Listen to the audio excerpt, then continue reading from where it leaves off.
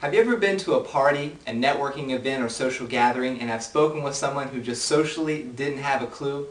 The fact that they cannot see that you're trying to get away from them and that they're not picking up on any of the social cues, it makes me laugh. So I decided to create this video for the people you know, and maybe even you, to teach you how not to be a jerk in conversation.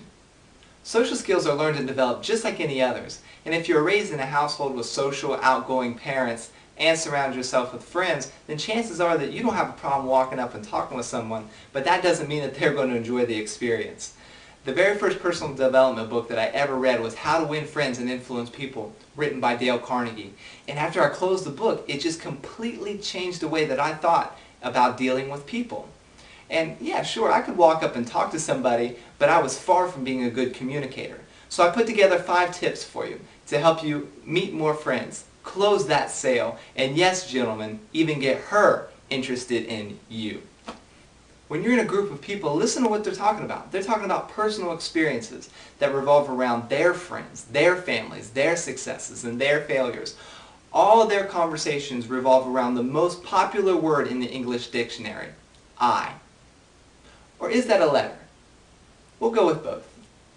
Invite the other person you're speaking with to talk about themselves by asking questions, and then just listen. The more that they talk about themselves, the more that they'll find you interesting. I've had people in the past tell me that I'm a great conversationalist or that they really enjoy talking to me. But what that individual does not understand is that the only thing I did was ask a couple of questions, shut up, and let them talk about themselves. The whole time.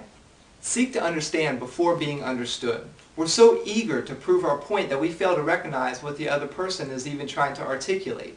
You know you've made this mistake when you're in the middle of an argument, at the height, and you can't even remember what the heck that you're arguing about in the first place. People don't do things to you, they do things for themselves.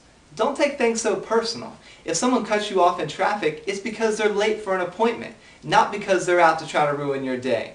Relax, and don't act like you've never made a poor traffic choice.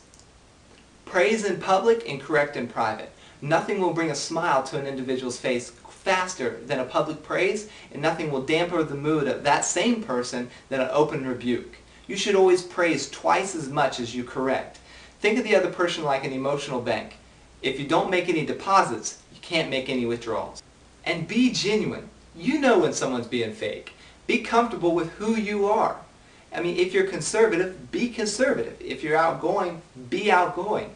People, for the most part, don't care as long as when they come up to talk to you, they don't feel rejected and they feel loved.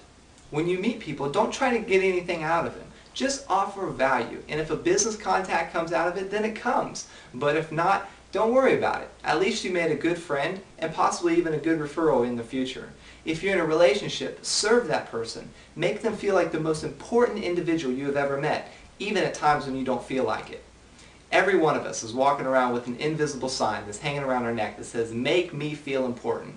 If you fulfill what that sign says, you'll never have a problem with healthy business or healthy, solid relationships.